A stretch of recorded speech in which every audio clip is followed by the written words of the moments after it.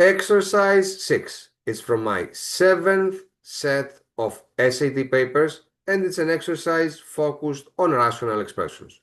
We are given the expression x plus 3 over x plus 3 squared, and we are asked to determine which of the following expressions is equivalent to this given one. So I can see that both on the numerator and on the denominator we have the expression x plus 3. This means that we could